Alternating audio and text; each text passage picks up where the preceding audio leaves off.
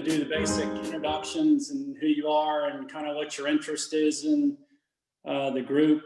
And I put 2 bullet points if you want to include, you know, why you're interested in serving on the committee and what you hope to achieve. You know, feel free to do that. I'm going to call on people to get it started. I see Robbie Reichert. I know he's not shy, so I'm going to call on him first. And then let's just kind of go around if you want. Sure. Thanks, Eric. So I'm Robbie Reichert. I work for a financial technology company here in Raleigh. Really, I wanted to join this group because I think especially over this past year, we've seen that the demands of city council has sort of increased, and what the citizens expect time-wise and commitment from their city council is more than it used to be. You know, especially around the protests and everything that's happened this year, the mayor spends a lot more time than just a part-time person, as well as other council members. And our candidate pool for those sort of positions, when we classify them as part-time positions that don't and get part-time pay, it excludes some people from being able to run for city council that might otherwise be able to run. So I really want to see what we can do about that, how other cities of our size might handle that, and what options are out there. Great. Well, thanks. And we're looking forward to having you on the group. Former Councilor Eugene Weeks, I'd love to hear from you. You've been around for a while, so. Eric, let me jump in real quick. If you're not talking, mute your microphone, because that's why we get some of that feedback. That's what I was going to say, Robin. If everybody can remain muted until you are ready to speak, that would help with the feedback. Thank you. Good afternoon. Former City Councilor Eugene Weeks from 2010 to 2015. It is ironic that what we're getting ready to discuss, I brought this up on the terms of the City Council back in 2014, but it was voted down by the council. So we didn't go any further on that. So I just want to let you know that. I'm very excited about being on this committee because there are some things that we need to discuss about the terms of the City Council when we look at the other municipalities with 4-year terms in our triangle area and other areas in the triad. So I'm very excited to hear from other people and find out what we can do, how we can start this conversation and move it forward. Thank you for selecting me to be on this committee. Thanks, Councilor Weeks. How about Nirvana Crew? Hey, Nirvana Crew here, Wake County Soil and Water Conservation District Supervisor.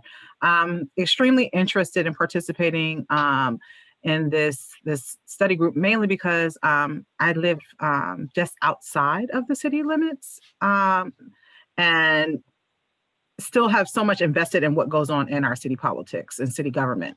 So just wanting to see and understand other people's perspectives and point of views as to the part-time positions that our city councilors are listed as having, because they're absolutely not part-time, should not even be considered part-time. I don't think that people quite understand the toll it takes on people that are heavily involved in politics, the time that they're spending away from their family to serve our community and the little pay that goes along with it. And I speak to that because I'm an unpaid elected official. So I really want to understand, what people have to say and their thoughts and ideas behind this group coming together. So I'm happy to be a part of it. Great, thank you. We're happy to have you. How about Diana Powell?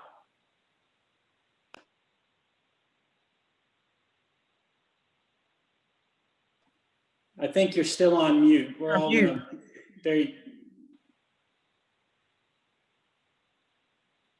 if you click on the bottom left of where your video is, you should be able to unmute.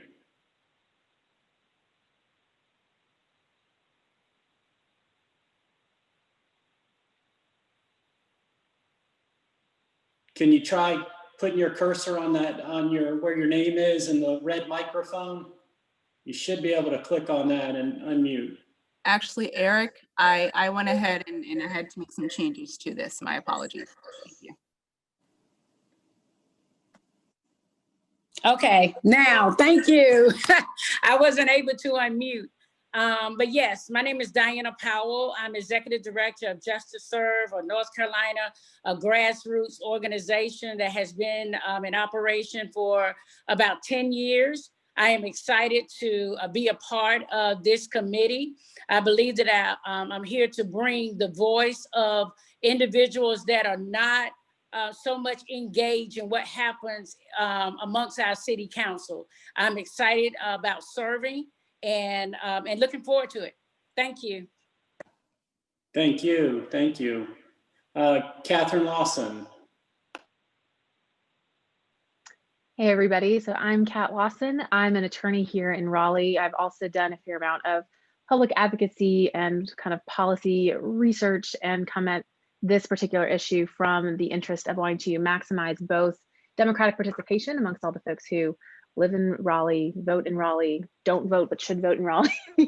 And also I think that how we govern ourselves, which includes how we select our council members, how we select our mayor, how we compensate them. I think that the how of self-government greatly impacts what we do and is just as important, frankly, as a lot of the substantive policies that we end up pursuing at the local level. And so I am excited to figure out kind of creating a shared sense of what we're trying to accomplish with the study group and hopefully come up with some really concrete recommendations we can make for the city council to consider. Excited to work with you all. Great, thanks. Okay, Harvey, you're up next.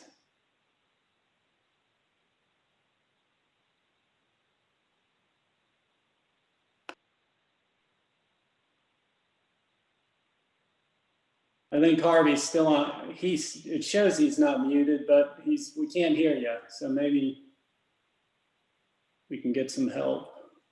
Stacy?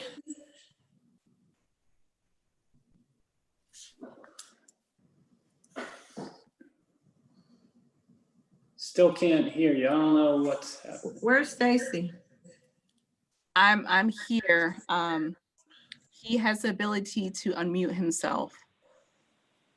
Okay, Harvey, it looks like it might be on your end with the mute. So let's we'll go to Ashton Smith and then come back to Harvey. It feels like this is a test. Like, can I unmute myself? So I am Ashton Smith and have been involved in a number of different nonprofits and groups for a while in the Raleigh area. And I'm excited about really digging in with this. I think we are overdue to re-examine the systems that we've got and whether they are still appropriate for us. And I think there's a lot of good information out there for us to kind of dig into. And I, to echo kind of what everybody has said, I think the goal is to find the best system for Raleigh and make sure that we are evolving the way that we need to as our city grows the way it is. Great, thanks. Harvey, are you back with us? Still can't hear you. Okay, we're going to go to Beth Treos. She's up next. I see her there. Hey, good afternoon, everybody. My name is Beth Treos. I'm an attorney with Nelson Mullins here in Raleigh. Have been involved in municipal law and land use law for a number of years, and like the rest of you, am excited to be a part of this group, helping to modernize our electoral process as our city grows and changes. I look forward to working with you. Thank you. Let's see, Justin Sutton. Yes, hello everyone. I'm Justin Sutton. I am thrilled to be on this study group to share the different perspectives of everyone. I see we have a lot of diversity, which is great. The ongoing conversation. I think this topic is long overdue. I've been a resident of Raleigh my entire life. I am an attorney here in private practice. I'm also a former City of Raleigh mayoral candidate, and I sit on the City of Raleigh Board of Adjustments currently.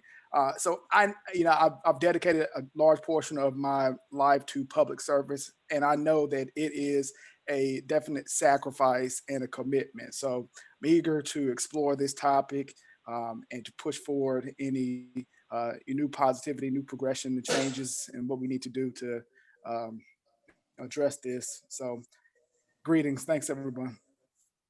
Thanks, Justin. Great to have you. Okay, Harvey, what's up? Can we hear you? Yeah, can you hear me? We got you. Okay, so I had to change machines. I don't know why this one doesn't work, but this one does.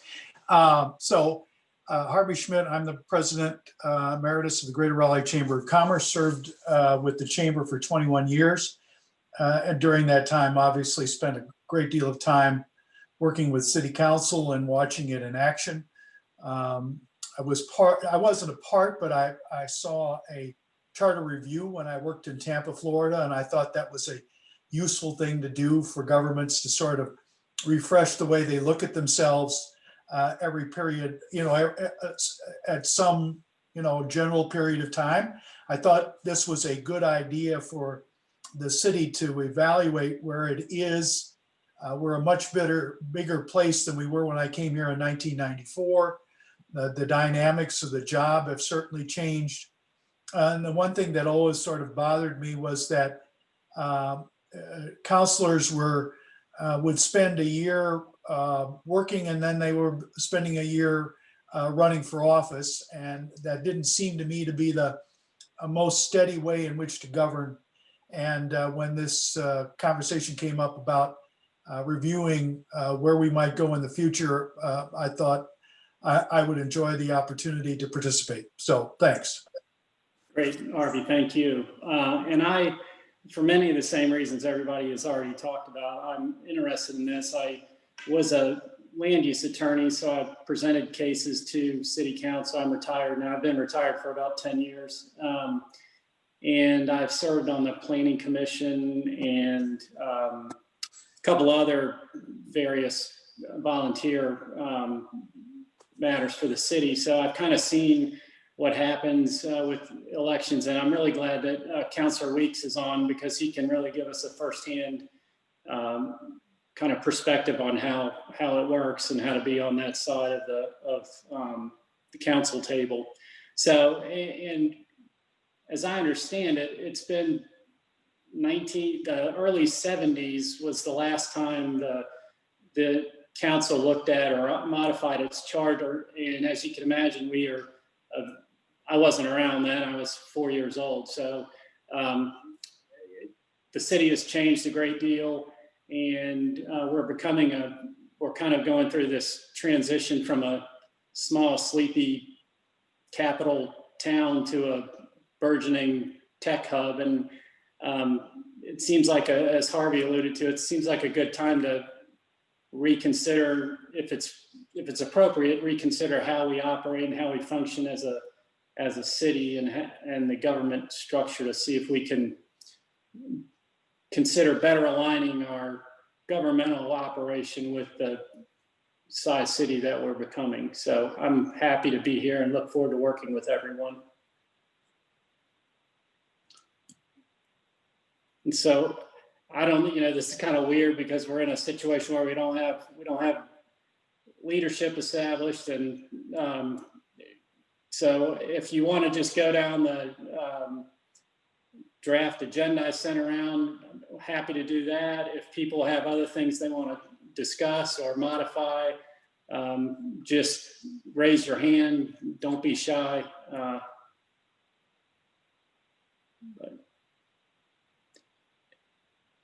hearing no protests and alternative suggestions, the next item that we had on the list was just to review the specific charge that council gave us. And in one of the prior emails, I had circulated the minutes of the meetings where this study group was discussed. And it started back in January, I believe, with a small group of citizens, myself, Harvey, Ashton. We had asked the city council through a petitions of citizens to consider 3 topics first consider appointing a study group, and then 3 specific topics to consider. And we hadn't planned this, but I was going to say, since Ashton presented that to council on behalf of this group, I was going to see maybe if she wouldn't mind listing out those 3 topics? If you have them in front of you. If not, I'm happy to do it. Okay. I don't, but if you give me a minute, I can find them. And I'm sorry to put people on the spot. Again, this is a different kind of situation. Now I have it. If you want me to, I can read it out if you want, and then we can kind of go from there. Yeah, that would be great. Thank you. Okay, so these are the 3 topics that the committee specifically, and I think everybody has them. If you have them in front of you, then I don't necessarily need to read them, but the 3 topics that this group submitted through the petition of citizens was in the spirit of fostering this innovative leadership in the city. The below sign respectfully requests that the city council form a study group to thoroughly and thoughtfully review the following. And there were 3 bullet points. One was changing from 2-year council terms to 4-year council terms in line with many peer cities and similarly situated offices, including the Wake County Commission and the school board. If this shift to 4-year terms is recommended, staggering elections should also be considered. Number 2 is revising the compensation of municipal elected officials to match comparable cities with part-time elected officials and a council manager government structure to expand the opportunity for more Raleigheites to seek elected office. And then the 3rd bullet point was to develop a set of proposals aimed at increasing voter information, engagement, and turnout in municipal elections. And so the group of folks that submitted the petition, just out of full transparency, was myself, Adrian Cole, Tyler Kraft, Carlton Midget, Michael Sandman, Ashton Smith, Orridge Quarles, and Joe Lighthouse. So that group submitted this petition, and council ultimately approved the petition and directed the city attorney to, I guess, consider it and come back with kind of her, and if I'm wrong, Robin, I know you'll point it out, come back with a recommendation of how to structure the committee and how to move forward on it. And so at subsequent meeting, Robin, and if you don't know, she's the city attorney. I'm sorry, we didn't even have you, I think, introduce yourself formally, but she came back to the city and recommended a structure with 7 members. Council ultimately decided to expand that to 10 members, and so that's why we are actually 10 members now. They adopted those three areas of study. And then also there was some additional conversation around considering adding, expanding the number of city councilors, whether at large or district, they didn't say, as part of the overall discussion and charge to this group. And Robin, you may have to explain this a little bit, but part of the complication with expanding the number of counselors at this point relates to the census and when census data will become available to the city. I believe, as you may know in the news, there's been issues about when that data will be made available. It may be as late as April, May even. And so, Robin, you want to kind of explain the complications of that and how you have to deal with that? Okay, every time there's a census, there has to be a realignment of the district boundaries because legally there has to be roughly the same number of constituents, people in each district. So when the population changes, it can skew that balance. So there's the law is generally within a 10% difference. So if a lot of people in the last 10 years moved into District B, and so now they have more than 10% more than other districts, then you've got to move the lines and move people around so it all straightens out, which historically has been done by my office with some help from planning, and the council tries to, figure out where those lines go. As a general rule, there have been some guidelines that the city has followed. One of those is to try not to move anybody out of their district that they're in if they are, like if you're the council member for District A, you wouldn't move that person to District B. Now, and you know what so those people who are in office would obviously know when it's time to file to run, what district to file to run in. However, if lines are moving around and you're not already on the council and you're close, you may not know whether you're you're going to have to know where you are before you can file to run for election. Now, that filing takes place in late July 20 something. I'm not sure of the exact date, but that's roughly right. We expect to get the census data back probably April. That's the plan. And so what we'll have to do is we'll have April, May, and June to basically try to calibrate the district lines so that people will have plenty of notice to know where they would file to run. And people know where they live. If we would add a district, I think what a concern that we think could come up is if there had to be very substantial changes. If you added a district, then that would be some pretty substantial changes to the other districts.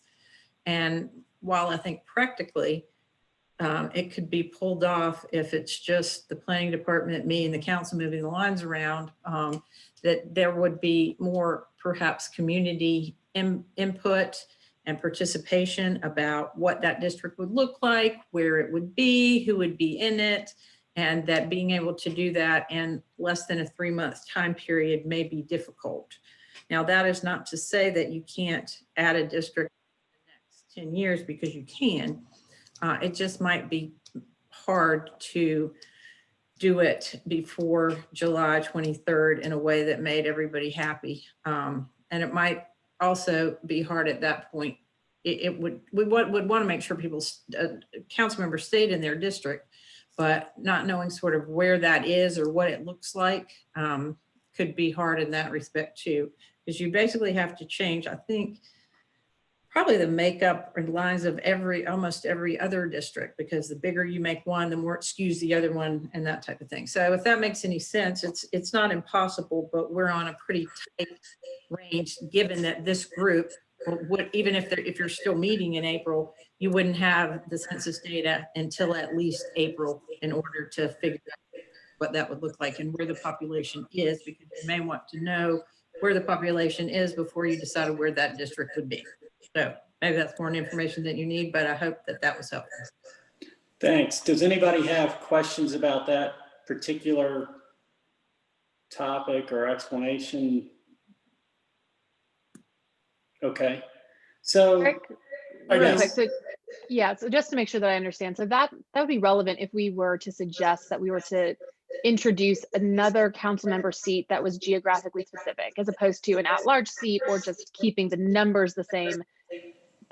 So those numbers really only matter if we first decide we want to add a specific new district seat. Yeah, that's for a new seat, new district, not for, you can add additional at-large people. That won't affect the makeup or the district lines. And the same with 2 to 4 years. I gave Eric, and he can share that with you, or we can figure out a way, sort of the timeline, if you wanted to try to outrun this election with the 4-year term thing. And I think that probably it'd have to, I don't have it in front of me, it'd probably have to be voted on by council in maybe June. There has to be a couple of resolutions along the way. That could also be done, but it'd be a little bit of a sprint, but it's doable.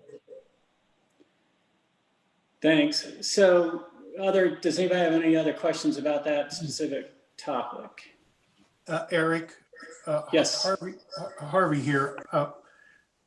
it seems to me that this is a relatively complex set of dynamics. Here we are in December and holidays. I mean, we're not going to get into this in any kind of depth, I wouldn't think, until next year. It seems to me that us trying to run a rabbit for the middle of the year with all that's going on would be kind of hard. So I'm leaning towards patience in our process as opposed to breaknecks trying to put something together. I'm not sure what the thinking of council was, but I think this is one of those things that if you make a decision, it's got to simmer for a while. If we make recommendations, it's going to have to simmer a while for people to get their arms around it. So I would tend for patience, is my point.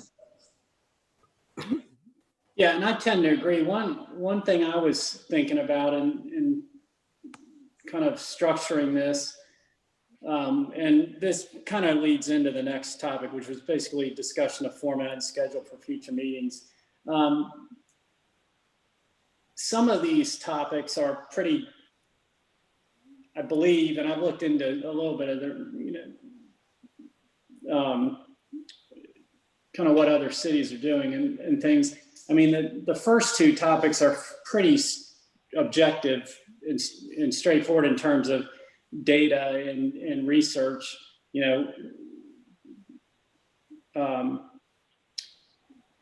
Should council consider 4-year terms and or staggering them? It's fairly straightforward for this group to identify a set of peer cities in North Carolina and maybe throughout the country and look them up and say, are they using 2-year terms, 2-year staggered terms, 4-year terms, or 4-year staggered terms? As I understand North Carolina law, the only options North Carolina cities have are 2-year terms, 4-year terms. You could do any combination of 2-year terms and 4-year terms, and then whether you stagger them or not. And so one fairly discrete task might be just for the group to identify, a number of cities that we agree are peer cities and research whether they, what their council terms are, and come back and talk about that relative to, Raleigh and whatever unique characteristics there might be. And that's similar to the compensation element.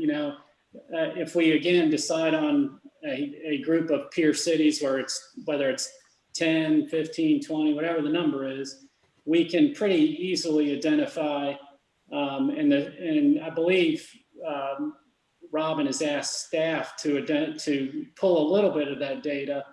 But if we identified again, whatever number they are, what we believe are peer cities, that data is pretty objective and it's going to be readily identifiable. So I think from a process standpoint, those two bullet points or tasks could be fairly easily, we could get our hands around those two tasks fairly easily. Now, whether we could make a recommendation from that, I don't know, but we could certainly get the data together. The third discrete bullet about voting, enhancing voter engagement and information, that's a,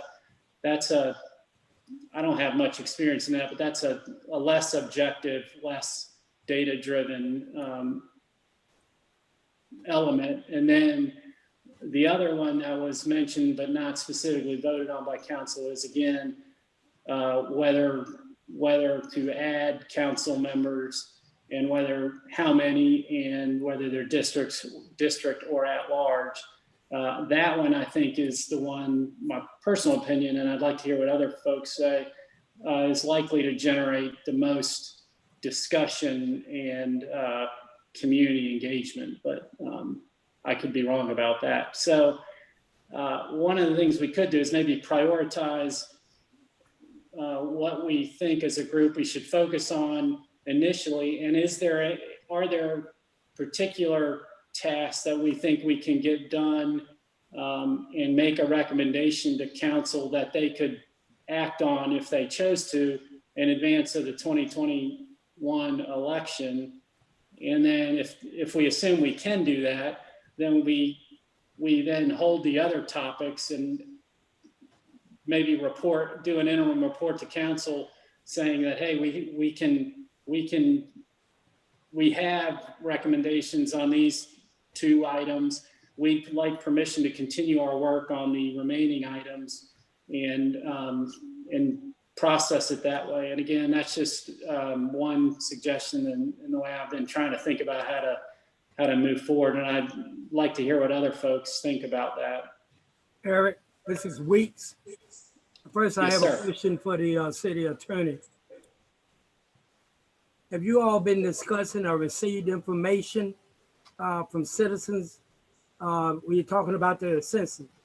Have we received any information concerning citizens talking about a third at-large city council? Have you all been receiving any information on that? You have not. I haven't heard anything about that Okay. myself, but that doesn't mean someone else hasn't, but I haven't gotten any questions or heard anything about that. Okay, then I have a question for Eric. Eric, you keep mentioning peer cities.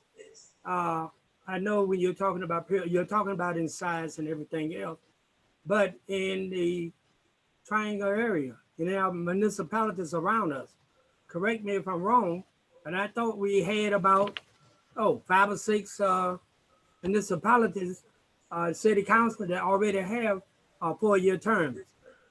Have anybody heard on that? Do you know anything about that, Eric, or the city attorney? They're different. There's plenty that have 4-year terms. And there's a sort of I think Eric started getting a list together, but there's a good mix, and it doesn't seem to necessarily have any relationship to city size or where they are. It's just a matter of whatever the original charter said.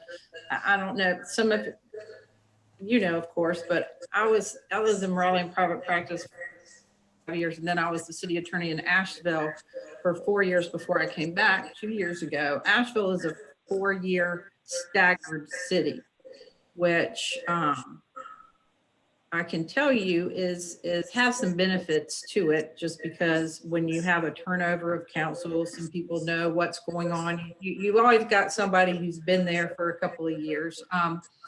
So I have worked in a city that does have that. I think, Eric, didn't we look at Charlotte's got Charlotte's a 2-year. They're just sort of across the board, and it's whatever I think the council and the people think is appropriate, and there's pros and cons for each. I'll tell you what I have heard is I have heard very strong opinions from people in Raleigh about whether it should be 2 or 4. And there are different rationales for that. All right, appreciate that, but I'll go along with what Harvey stated earlier. Yes, we need to look at the situation, what's going on, being on the city council. I agree with him. Your first year, you're in office, you're trying to get your agenda together. And then the second year, you're running for re-election. And just to give you an example, I think a whole lot of things I brought on from 2010 to 2015, some of those projects are just now being approved. So I've been invited to some of the things that we brought up between it. And yes, our city council definitely need more than 2 years to do this. And I just wanted to get your opinion because I've been through it and I know what it's like. And I think it was Bear who brought up, and also brought up concerning compensation. It is not our first and third Tuesday duty time. It's 7 days a week with your constituents. And I'm a witness of that. And I just want to bring that out as we decide on what we're going to do, some of the things that could be done. Thank you very much.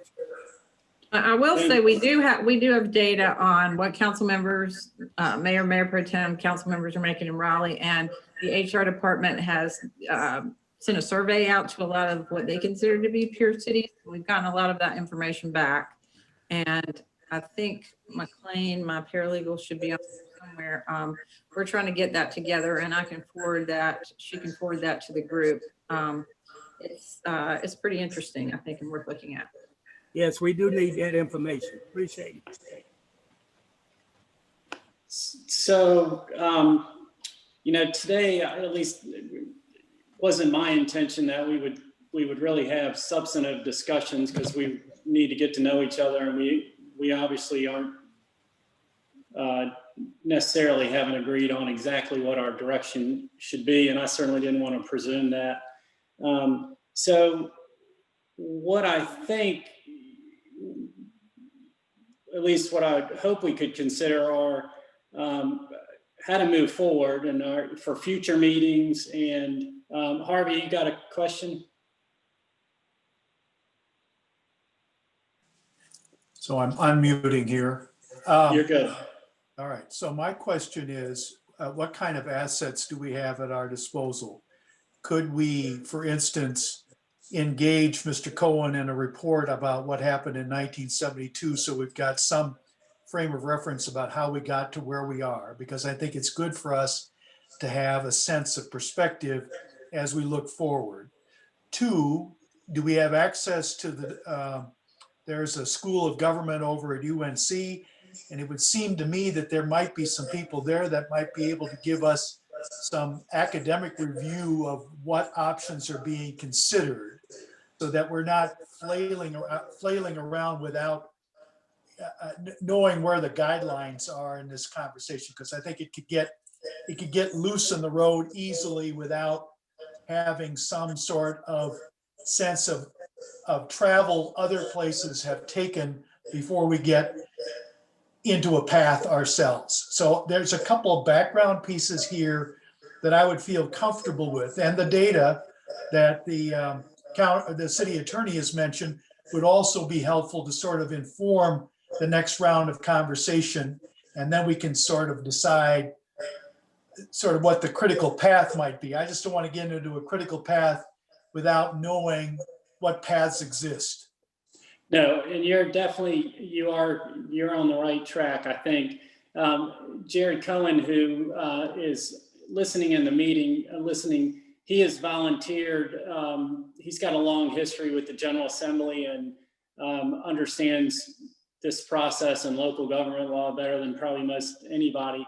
And he's graciously offered to help us and be a resource, and has made himself available at our disposal, and we will definitely be calling on him to help us. And the School of Government is a great resource as well.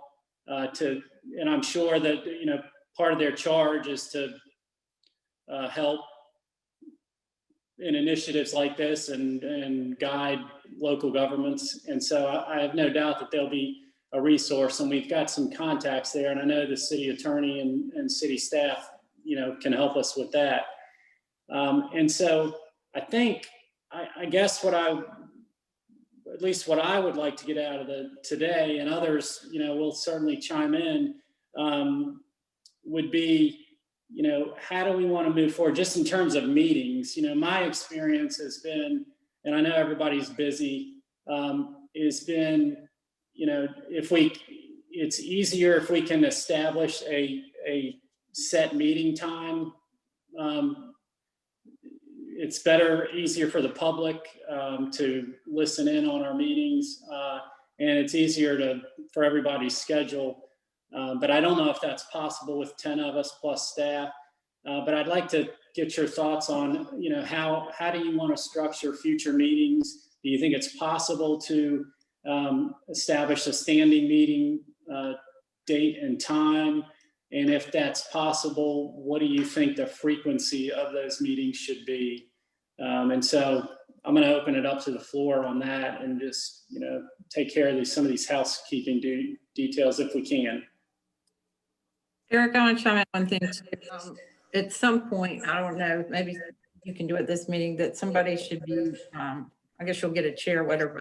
There needs to be at least summary minutes kept along the way. So I'm not sure who wants to be in charge of that, but I just want to throw it out there. Yeah, I'll try to do that this time. I can't say that I'm going to be able to do it every time, but for this time I will.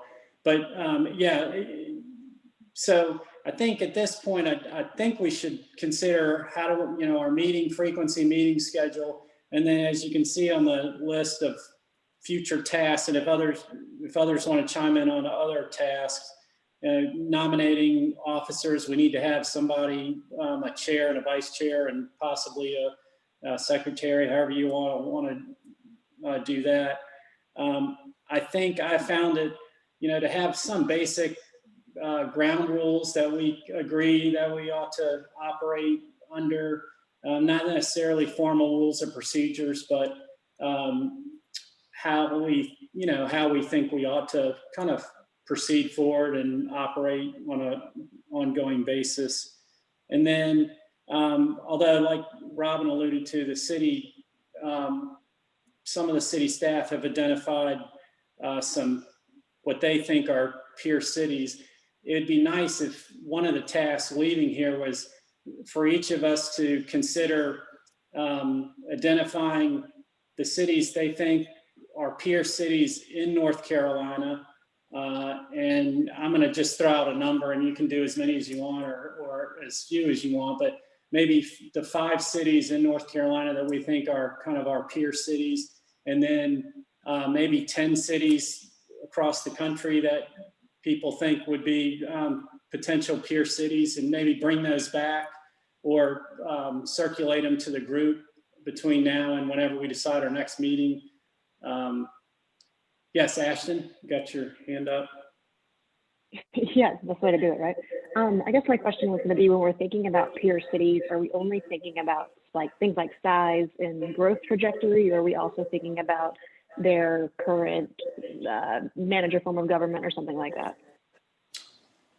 I mean, I think we probably should try to focus on council manager form of government because the other format, and if somebody, this may be too much detail and more than you want, and we can probably talk about this at some point in a future meeting, but there's essentially the council manager form of government or the mayor council form of government, and those are typically kind of the strong mayor forms where, you know, big cities like Chicago and Atlanta, they have what's called a strong mayor, and they're kind of the full-time executive for the city.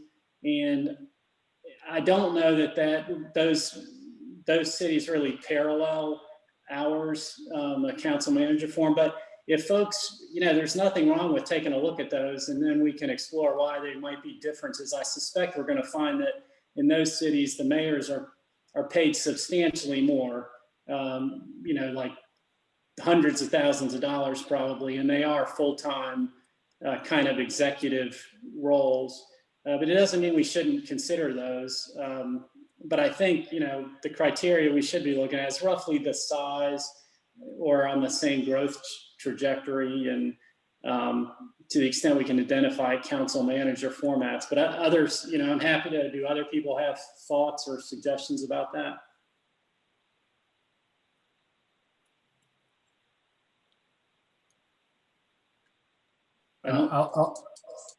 Somebody jump in. Yeah, I'll jump in. I mean, when I think of peer cities, I mean, frankly, there aren't many peer cities in the context of Raleigh in the state, other than perhaps Charlotte. We're sort of where the action is and the growth is taking place. So, I mean, you could probably peel off the top 5 cities in the state and use that as something to take a look at. But I'd be looking at the Austins and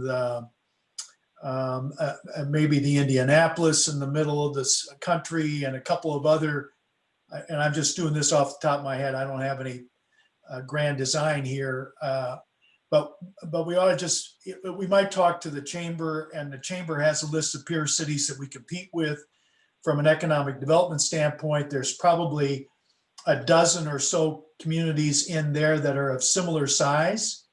Nashville comes to mind. And from my perspective, I think whatever decision we ought to do ought to be in keeping with maintaining, sort of an economic competitive condition here, and sort of being, what's the right word? Keeping up with the times and the competition. But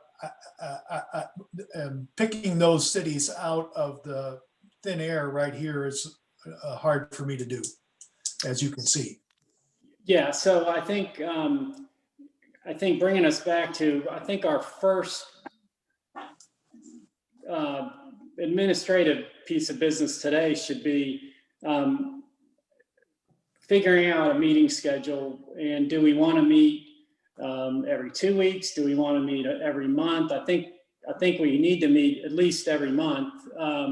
But if we could meet more frequently than that, that would be great if it's possible. And then is it possible for us to, and we don't necessarily have to agree today, but does the group collectively think that establishing a specified meeting time,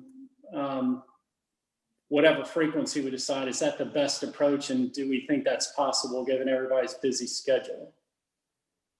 Harvey? Yeah, let me jump in. I mean, I ran meetings all the time in my previous life. So I like a regular cadence. So every 2 or 3 weeks, at a fixed time and day makes sense. People can block the time off far enough in advance so that you get multiple people there. And I'm happy with Fridays. I'm happy at this particular point in time, but I'm seeing Miss Crew doesn't like Fridays at all. So maybe there's another date out here that you all might want to jump in on. I'm also very good with Mondays, and but that a lot has that to do with my golf game. So you all pick what's comfortable, and then I'll try and figure out how to make it work. I don't know that we'll be able to solve the problem today. I guess my first suggestion would be, or question to the group is, do we think it's best to establish a regular meeting time? Is that looks like yes. Everybody agrees with that. So we have that.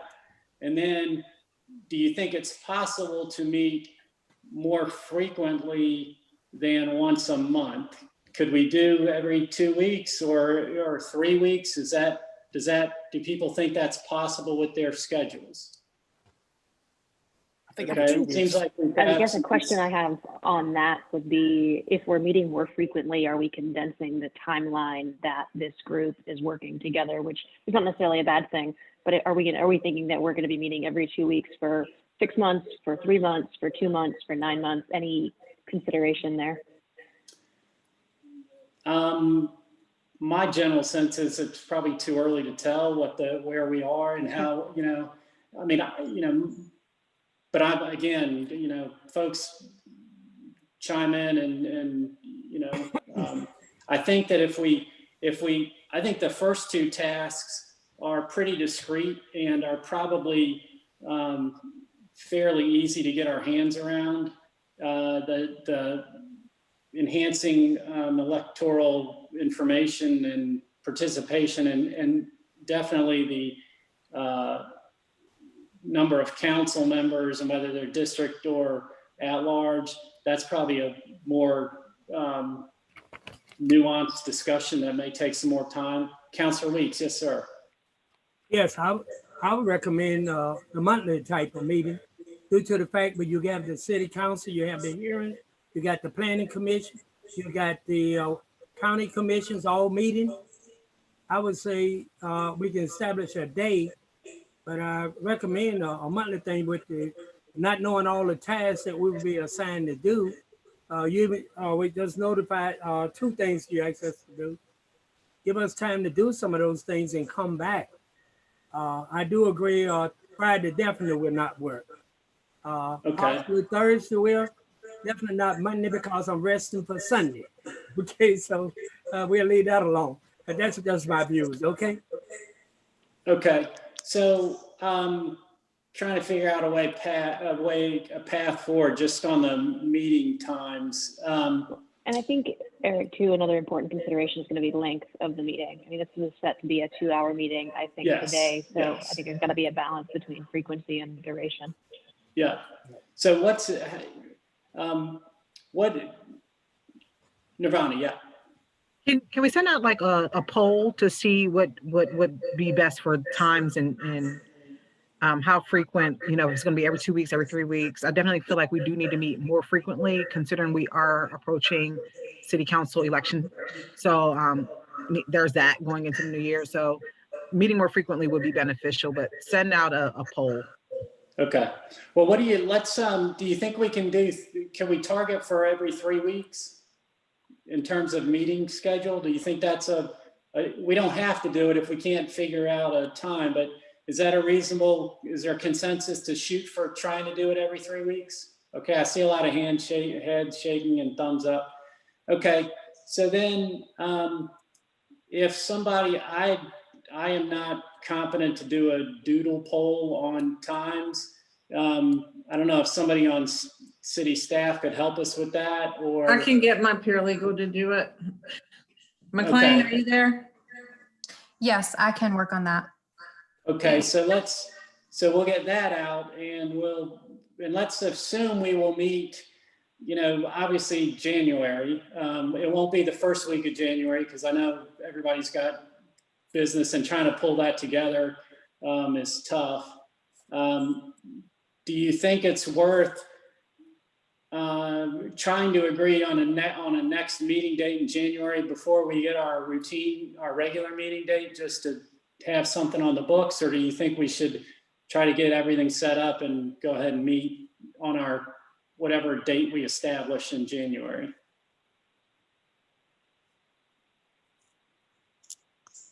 I'd say wait until we figure out which day works best for everyone from the poll, and then use that day probably the second week of January and start from there.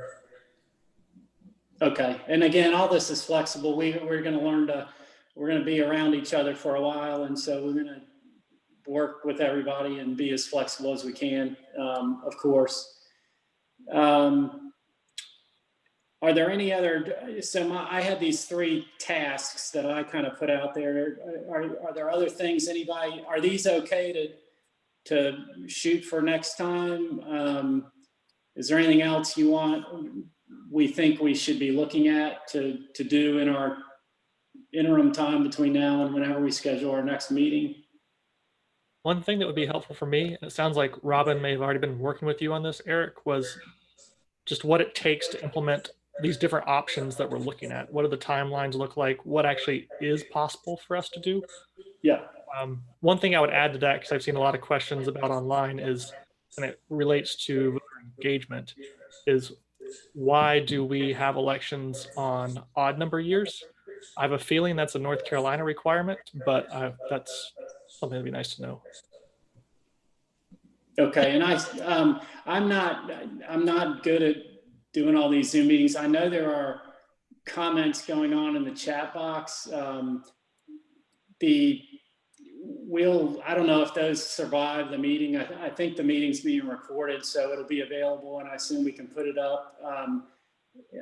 And one person's been asking what my last name is, and it's Braun. But I believe that the list will be put, the membership can be put on the city's website somewhere. So that's all public information, and these meetings will be open to the public, of course. So Mr. Weeks, I see your hand up. Yes, sir. So I just have a question for the attorney. If I'm not mistaken, before a whole lot of things was changed on the city council as far as terms and things. I think we had to go, and I don't know if this changed now, that we can have this information by the next week. Some of the things that we are talking about had to go before the North Carolina legislature. And that is why the city council has a legislature representative to attend this meeting. And I want to know if any of that information change on what we can do. I know we're the committee, but what can the city council do if we make this recommendation? You can change the term limit. You can change the 3 things on your list can be dealt with without involving the General Assembly. There's certain things you can't do without the General Assembly, but there are a number of things you can do as a form of government, and the terms is when you can. All right, thank you. And that, Robin, I have a question. This is Justin Sutton. What about the public engagement piece? Is there a specific, was there a time frame for a public comment period if we're looking into changing the council terms and the salaries? Would that not present a potential conflict of interest? Would this have to go before or be presented in the form of a referendum on the next election cycle? So all these, this conversation is generating, or these questions are coming to mind. What is your take on that? Well, one of our lawyers in our office has done a timeline on when things have to be done, and there would be a public hearing on for your terms. There is an option to put, for the council to put it on a referendum. They can do it themselves. They can put it to a vote, or I think it's 10%. There's a certain amount of the population can ask for a referendum. So there's some options there, but there's a public hearing process for the salary changes. I mean, the council sets their own salary. I mean, they may want to hear public comment, but I don't think it's required for that. Like, there's got to be a public hearing on the term changes. So yeah, so just to add on to that, of course, this group, obviously, we're appointed to study the issue, and we can make a recommendation to council. We don't have any authority to change anything. And I think part of what we can, I know Robin has the information. She can circulate the timeline. Basically, the state law sets forth basically a menu of options that cities can choose from and how they structure their council. And so a council can decide, as I said earlier, to have 2-year terms, 4-year terms. You can have a combination of 2 and 4. You can, a council can decide to have, it can choose when to have the election, actually, the date and how to do that. And it's laid out very clearly in the state law. And I think it would be one of the items that we will circulate between now and our next meeting is what those options are, so that we can kind of have that as a framework as we go forward from our discussion. And so I think today we're all kind of at a disadvantage because we don't all have the same information. And I think the hope was just have an organizational meeting today, kind of get our sea legs under us, and then figure out a path forward, and certainly provide, to the extent we can, or that staff can help, or that we can reach out to people like Jerry Cohen or the School of Government to provide whatever information this committee wants to feel comfortable, that they have what they need to explore the options and move forward.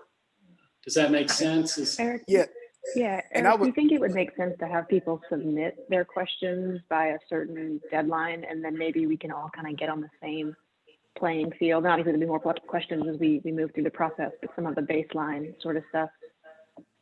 That's a great suggestion. I mean, I think a couple things. One, certainly any questions you have, I think if you want, folks have to weigh in. It'd be great if everybody could just submit those to the group. Now, some people may not want that because they don't want more emails in their inbox.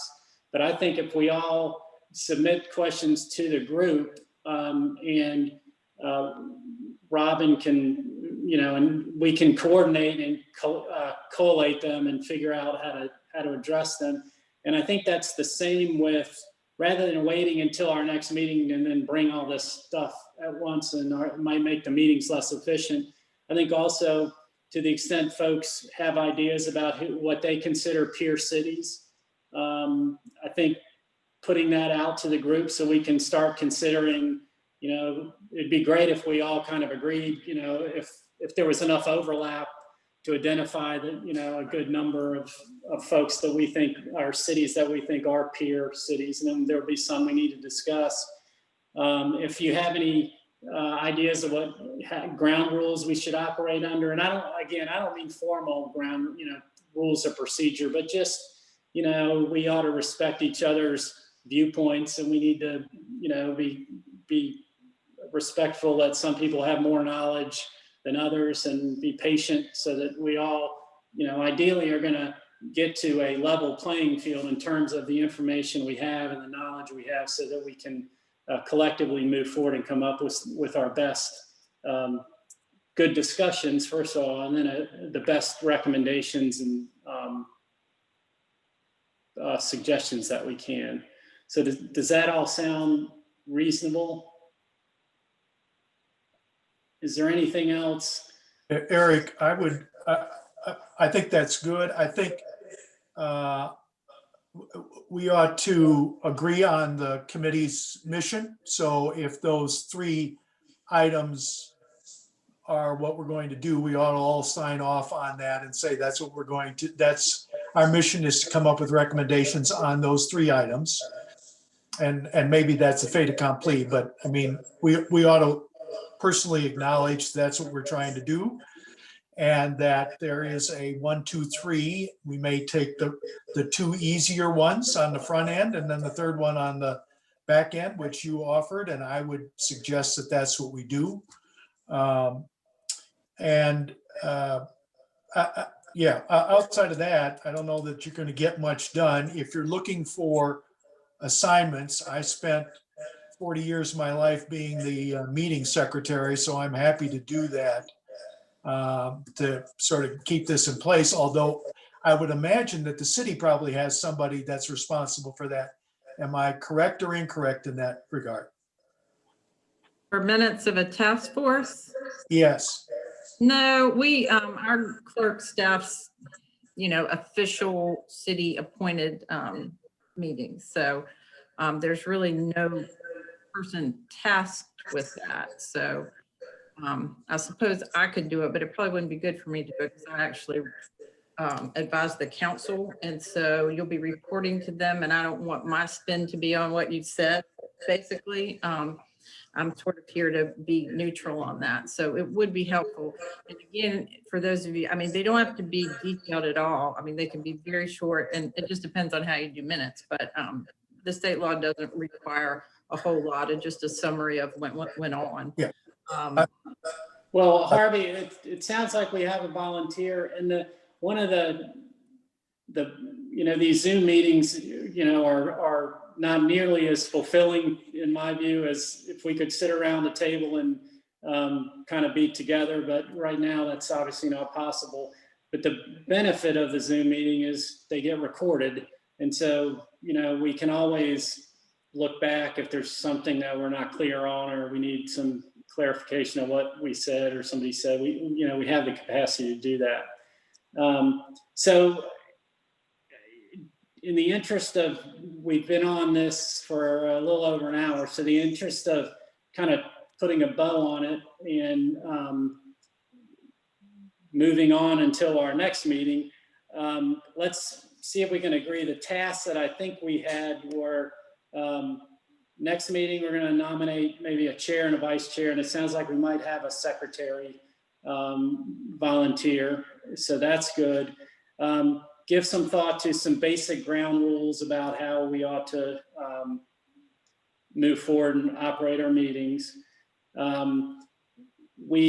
Sounds like if the group, people that are interested and have ideas, if you could start to circulate amongst us cities that you believe would match the peer city concept, both in North Carolina and in the country. If we could start circulating that. And then somebody on the city staff, McLean maybe, will circulate a doodle poll for us to try to establish an appropriate meeting time that works for everybody. And I think we should look, from during business hours and consider in evening meetings too. And I'm not saying one way or the other, but just to kind of expand the universe of possibilities, because I suspect it won't be easy to find a perfect date that will work for everybody. So we want to be able to do that. Are there any other tasks and things we talked about that I didn't get straight? I want to say something real. Oh, go ahead. Oh, go ahead. I was was just going to ask if thinking about. Okay, I'm going to take control of this one. Robin, you go, and then Ashton. Okay, I was gonna say, and Eric, maybe you or somebody, or maybe you wait till you get a chair or something, but I know Jerry has volunteered to maybe come and present at a meeting, and I sent you the information for the school government person who does elections. That might be really a good thing. I know, I mean, it comes up in being a city attorney once every couple of years. When I was in Asheville, we had a big change in districts and that kind of thing. But people who have done this for years and do it all the time will really probably be a better resource to answer a bunch of off the cuff questions that people have. So I think that's a great idea. And they may be better than me as a resource for real election laws.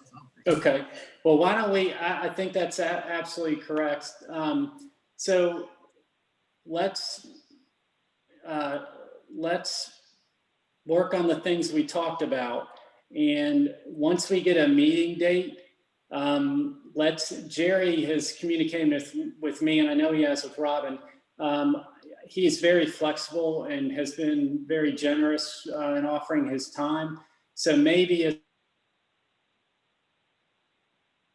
a meeting, I'll circulate an agenda again and again, I'm not trying to dominate this thing, but we can ask him if he's available to kind of give us a city council structure 101 briefing for us at our next meeting that will again start to help everybody get on the same plane in terms of basic knowledge about how the process works. And then we can also discuss the other items that we've talked about. Does that seem like a reasonable approach? Okay. And again, none of this is set in stone. Oh, I forgot, Ashton. I'm sorry.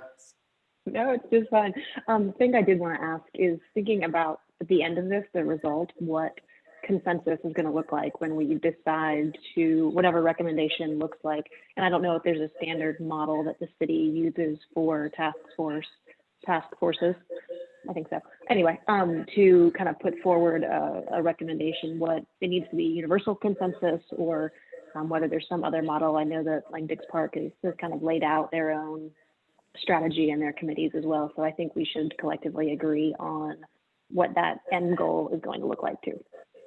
And I think that I think you're right, and I think that should be part of the ground rules and responsibilities discussion, because I think it is up to us what the end product is, and I think ideally it would be great if we all could agree on whatever we came to terms with, and that may not be possible, but I think the groups I've been involved with, it's like anything,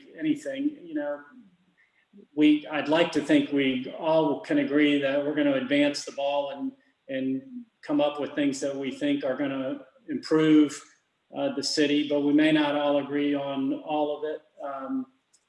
But I think it's up to us to determine what that is, and maybe that's part of the discussion, or at least kind of what I was viewing as part of these ground rules and responsibilities was, how we're going to treat each other and what we think we want to achieve, at the end of this process, and how do we package that up? Does that sound reasonable to folks? Just to put my 2 cents there. I sort of see us as presenting options to the city council, and we can have options on different viewpoints. And of course we can back up with, how many supported what if we wanted to, but the basic, I see our basic assignment is presenting options to the council.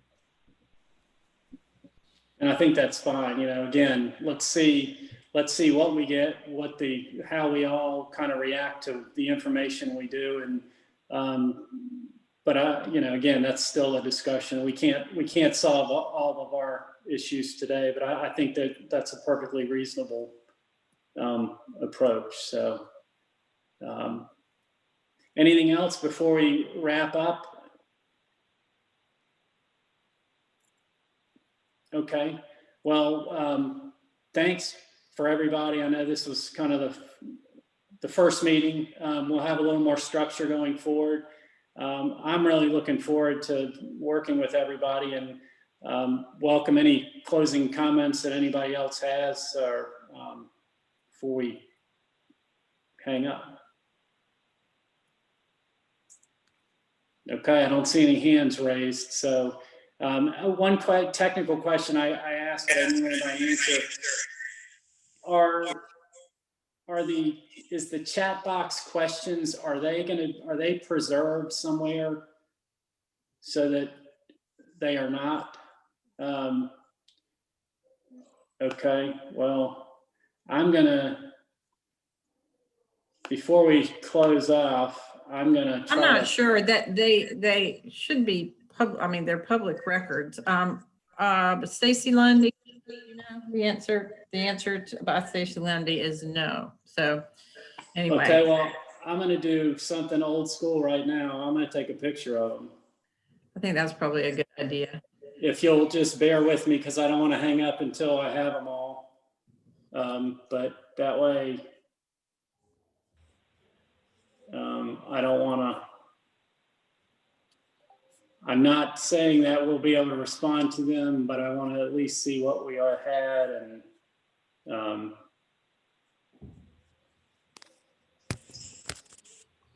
sorry, this is one other thing. This is Justin Sutton. I think Norma Houston at the School of Government would be a great resource. I've worked with her previously on some on some topic areas similar to state and local government.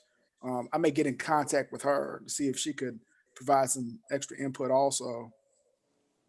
Yeah, if anybody does have suggestions for subject matter experts that they think we should consider, please share those as well. I think we'll have to kind of come to some consensus on who we want to have speak and what the most productive way to use our time and their time. But yes, if folks have run across people in their careers and experiences, let us know who those are so we can certainly have the benefit of their expertise as well. So, all right, well, we have emails and everything. If anybody else has any concerns or questions or comes up with some other ideas or questions in the interim, just please feel free to share with the group. And thank you, and happy holidays to everybody. Thank you. Thank you. Bye-bye. Bye.